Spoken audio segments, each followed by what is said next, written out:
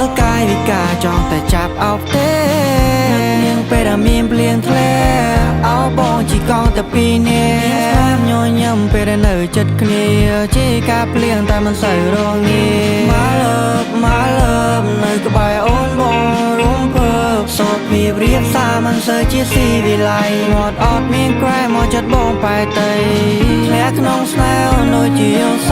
ពមិននឹកស្មាននោះជារបស់បងឆ្លងចូលឆ្នាំថ្មីសូមកាន់ដៃឆ្លងសូមឲ្យជាអ្នកអូនមានតែបងសន្យានឹងមើលថែសន្យាថានៅក្បែរទោះជាចាស់កោងខ្នងក៏នៅស្រឡាញ់ដែរមិនចាំបាច់ភ័យទេថាបងនឹងកិច្ចកាយចោលស្នេហ៍មាសមេ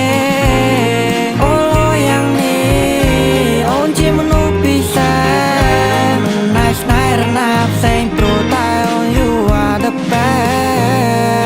ចរណៃដែលបងស្នេហ៍មានតែរូបអូនដែលចូលក្បែរពួកយើងជាគូពីបុព្វេមិនតែមិនអាចបែកគ្នា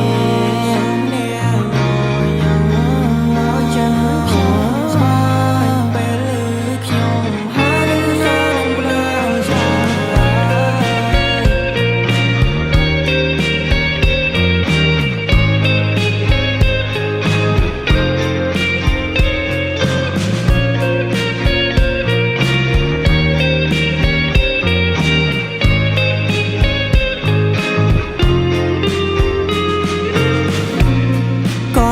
ផុតទៅយូរឆ្នាំរៀមនៅតែចាំស្នេហ៍វិទ្យាល័យ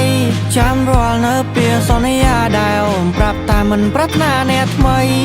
តែពេលនេះមិនគិតចិត្តស្រីផ្លាភ្លេចវាស្រ័យចាភ្លេចស្នេហ៍ភក្តីបងធ្លាប់គិតថាពួកយើងជាគូតែមិនអាចស៊ូយូរទៅគ្មានន័យសំដីដែលស្រីវាចាមកបងប្រាប់តែគុំទៅចោលអូនប្រាប់បងថាយើងកុំបែកគ្នាគ្មានសំបីពេលលៀងម្ដាយក៏ទៅបាត់សោមានបែរឬមិននោះសេចចេតនាទៅបានជីវ៉ាជាស្នេហាដូចតោ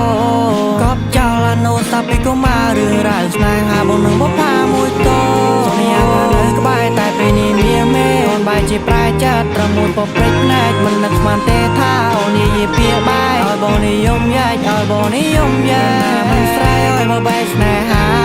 តែវាស្រើតែបាត់បើទៅណា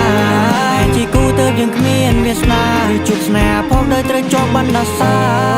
យហាខ្ញុំអើយតែយ៉ាងម៉េចហើយម្ដេចក៏នៅស្ងៀមហាំងមិនលើឆ្លើ